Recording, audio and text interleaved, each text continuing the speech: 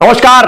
कड़ाके की ठंड के बावजूद हजारों की संख्या में लोग दिल्ली के लाल किले पर प्रधानमंत्री नरेंद्र मोदी को जनवरी माह में सुन रहे थे। एक कार्यक्रम के दौरान लोग वहां इकट्ठा हुए थे। प्रधानमंत्री मोदी ने इस कार्यक्रम में विकसित भारत 2047 का संदेश देते हुए देश को 2047 तक विकसित बनाने का वादा किया था। पता नहीं आपको याद भी है या आप भूल गए। मैं ये बात इसलिए कह रहा हूं क्योंकि अब लोगों को भूलने की बीमारी सी लग चुकी है। अब लोग बहुत कुछ याद नहीं रख पाते, पर मोदी के बहुत से वादे लोगों को याद हैं, जैसे काला धन, भ्रष्टाचार मिटाना है और 15 लाख रुपए खाते में आना है। ऐसे लोक लुभावने जुमले गढ़ने के उस्ताद कहे जाने वाले मोदी का यह सबसे ताजा सूत्र वाक्य है। वैसे तो विकसित भारत का एक निश्चित संकल्प है, लेकिन एक दशक पहले सत्ता में आने वाले नरेंद्र मोदी पिछले 10 वर्षों से तेज आर्थिक विकास की बुनियाद रखने की बातें कई बार कह चुके हैं। प्रधानमंत्री मोदी और उनकी सरकार को विरासत में एक ऐसी अर्थव्यवस्था मिली जो डगमगा रही थी, विकास की रफ्तार सुस्त पड़ रही थी और निवेशकों का भरोसा कमजोर दिख रहा था। भारत के लगभग दर्जन भर अरबपति दिवालिया हो चुके थे और इस वजह से देश के बैंकों में अरबों के ऐसे कर्ज दर्ज थे जो अदा नहीं किए गए थे, ना ही चुकाए गए। इन कर्जों की वजह से बैंकों के पास कारोबारियों को और कर्ज दे पाने की क्षमता बेहद कम हो गई थी। अब 10 साल बाद भारत की विकास दर दूसरी बड़ी अर्थव्यवस्थाओं से कहीं ज्यादा तेज चल रही है। इसकी भी आप समीक्षा करिए। भारत के बैंक मजबूत स्थिति में है और बेहद तकलीफदेह महामारी का सामना करने के बावजूद भारत सरकार का खजाना स्थिर है। कितना है यह भी आप समीक्षा करिए।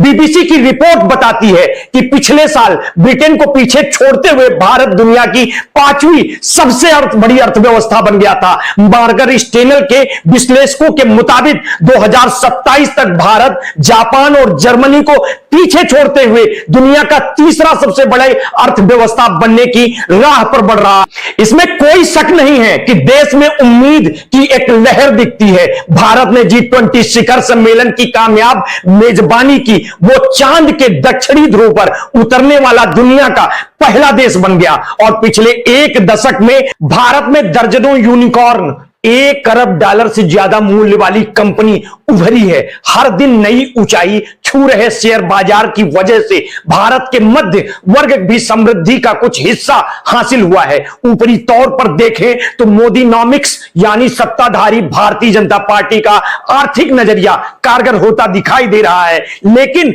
जब आप गहराई से पड़ताल करते हैं तो तस्वीर ज्यादा पेचीदा नजर आती है। 1.4 अरब आबादी वाले विशाल भारत देश में ऐसे करोड़ों लोग हैं जिन्हें आज भी 2 वक्त की रोटी जुटाने के लिए खासी मशक्कत करनी पड़ती है। ऐसे तबके के लिए तरक्की का सुनहरा दौर आना अभी बाकी है। अब सवाल उठता है कि मोदी की आर्थिक नीति से किसको फायदा हुआ और किसे नुकसान हुआ। तो जान लीजिए, रिपोर्ट कहती है कि नरेंद्र मोदी के डिजिटल प्रशासन पर जोर देने की वजह से भारत के सबसे गरीब तबके के लोगों की जिंदगी के बदलाव आते दिख रहे हैं। आज भारत के दूर दराज के किसी कोने में रहने वाले लोगों का भी रोजमर्रा के बहुत से सामान बिना नकदी के खरीद सकते हैं। आज देश में बहुत से लोग एक पैकेट ब्रेड या बिस्किट खरीदने के लिए QR कोड स्कैन करके 10-20 रुपए जैसे मामूली रकम का भी भुगतान कर सकते हैं। इस डिजिटल क्रांति की बुनियाद में 3 स्तरों वाले प्रशासन की एक व्यवस्था है। इसमें देश के हर नागरिक के लिए पहचान पत्र, डिजिटल भुगतान और डेटा का एक ऐसा स्तंभ है जो लोगों को टैक्स रिटर्न जैसी अहम निजी जानकारियां चुटकियों में मुहैया करा देता है। करोड़ों लोगों के बैंक खातों को इस डिजिटल तंत्र से जोड़ने की वजह से लाल फीताशाही और भ्रष्टाचार को काफी कम किया जा सकता है। डिजिटल प्रशासन की इस व्यवस्था की वजह से आकलनों के मुताबिक मार्च 2021 2021 तक भारत की जीडीपी 1.1% के बराबर रकम बचाई जा सकी थी। इसके जरिए सरकार लोगों को कई तरह की सामाजिक सब्सिडी, आर्थिक सहायता को सीधे उनके खाते में डाल पाती है। इसके अलावा सरकार को बहुत ज्यादा वित्तीय घाटा उठाए बगैर मूलभूत ढांचे के निर्माण के मद में खर्च करने में भी मदद मिलती है। भारत में आप कहीं पर भी चले जाएं, हर जगह आपको क्रेन और जेसीबी मशीनें चलती दिखाई दे जाएंगी। ये सब मिलकर भारत के बेहद खराब मूलभूत ढांचे की नई और चमकदार छवि गढ़ रहे हैं। मिसाल के तौर पर आप भारत के कोलकाता शहर में पानी के भीतर बनी पहली मेट्रो लाइन को भी देख सकते हैं। इसमें कोई शक नहीं है कि भारत की तस्वीर बदल रही है। नई सड़कें, हवाई अड्डे, बंदरगाहों और मेट्रो लाइनों का निर्माण नरेंद्र मोदी की आर्थिक नीति की धुरी रहा है। पिछले 3 साल से उनकी सरकार हर साल $100 अरब की रकम मूलभूत ढांचे के विकास में खर्च कर रही है। 2014 से 2024 के बीच भारत में लगभग 54,000 किलोमीटर लंबे नेशनल हाईवे बनाए गए हैं, जो इसमें पहले के 10 वर्षों के दौरान बने राष्ट्रीय राजमार्गों से 2 गुना है। मोदी सरकार ने अफसरशाही के कामकाज का भी रवैया बदला है, जबकि इससे पहले दशकों तक नौकरशाही को भारत की अर्थव्यवस्था का सबसे डरावना पहलू कहा जाता है। लेकिन मोदी सबकी उम्मीदों पर खरे नहीं उतर सके। महामारी के दौरान निर्मम लॉकडाउन लगाए गए। 2016 में की गई नोटबंदी का असर अब तक अर्थव्यवस्था पर भारी है। लंबे समय से लटका हुआ अप्रत्यक्ष कर की व्यवस्था का सुधार यानी गुड्स एंड सर्विसेज टैक्स लागू तो हुआ, मगर इसे लागू करने में कई खामियां रह गई। इन सब की वजह से भारत की अर्थव्यवस्था की बनावट पर दूरगामी असर पड़ा है। भारत का विशाल असंगठित क्षेत्र,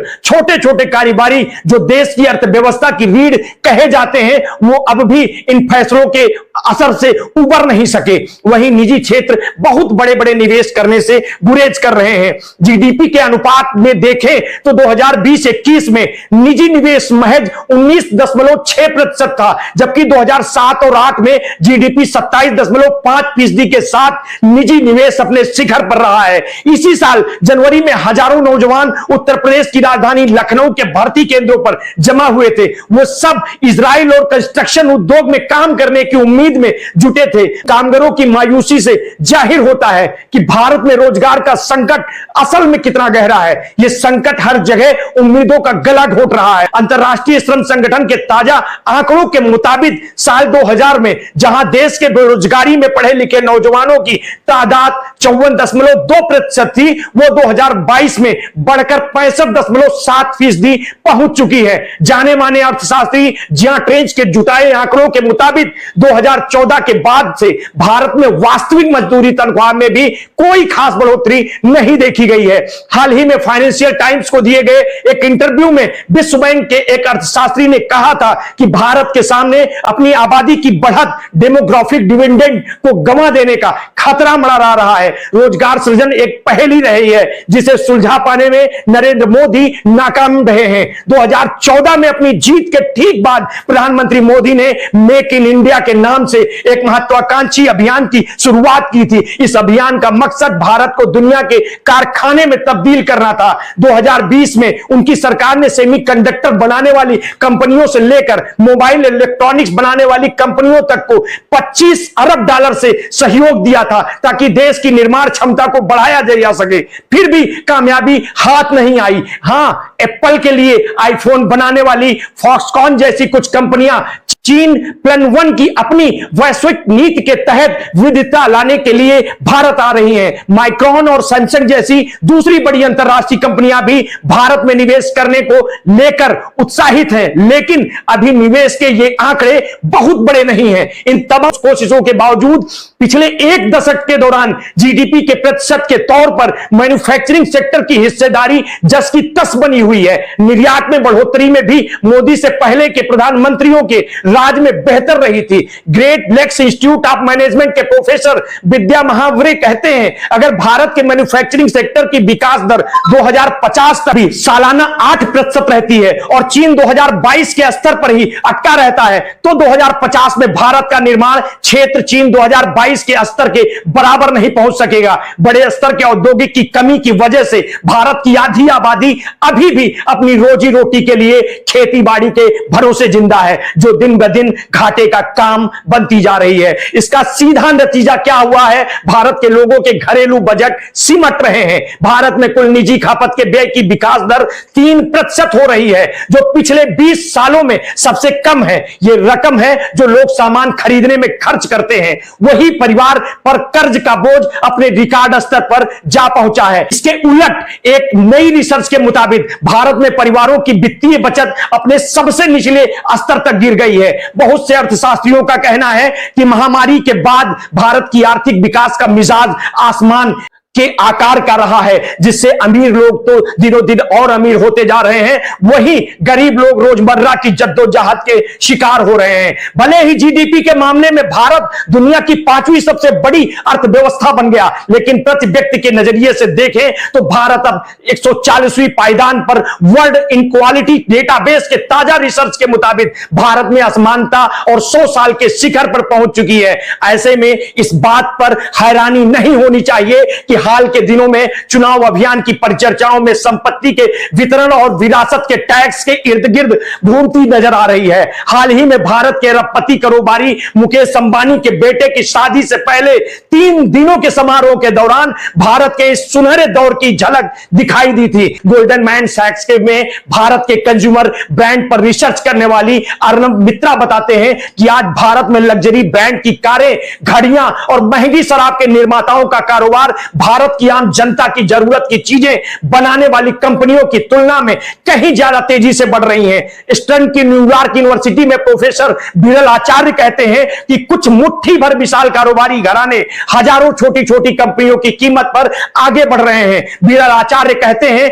कि देश में बेहद अमीर लोगों को टैक्स में भारी कटौती और राष्ट्रीय चैंपियन तैयार करने की सोची समझी नीति का फायदा मिला है। इस नीति के तहत बंदरगाहों और हवाई अड्डों जैसी बेशकीमती सार्वजनिक संपत्तियों को बनाने या चलाने के लिए कुछ पसंदीदा गिनी चुनी कंपनियों के हवाले कर दिया गया है। इलेक्टोरल बॉन्ड के आंकड़ों को सार्वजनिक होने के बाद यह पता चला है कि इनमें से कई कंपनियां सत्ताधारी भारतीय जनता पार्टी को चंदा देने में सबसे आगे रही हैं। कुल मिलाकर ये सब बातें भारत की अर्थव्यवस्था की बेमेल तस्वीर पेश करती हैं, लेकिन जानकार कहते हैं कि अपनी कई समस्याओं के बावजूद भारत आज तरक्की की उड़ान भरने के लिए तैयार खड़ा है। मॉर्गन स्टैनले के विश्लेषकों ने एक बहुचर्चित पेपर में लिखा था, भारत का अगला दशक 2007 से 2012 के चीन जैसा बेहद तेज आर्थिक विकास वाला हो सकता है। इन विश्लेषकों का कहना है कि भारत को कई मामलों में बढ़त हासिल है। भारत के पास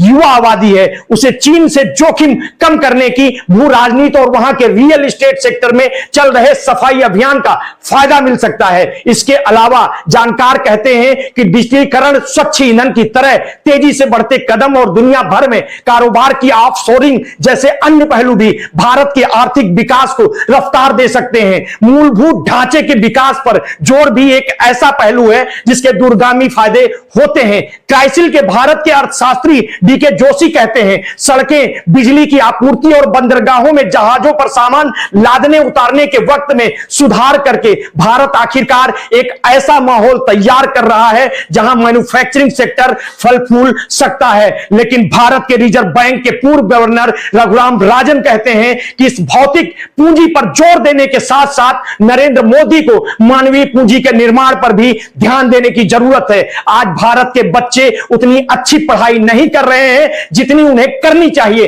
ताकि वो आर्टिफिशियल इंटेलिजेंस की दुनिया का सामना करने के लिए तैयार हो सके।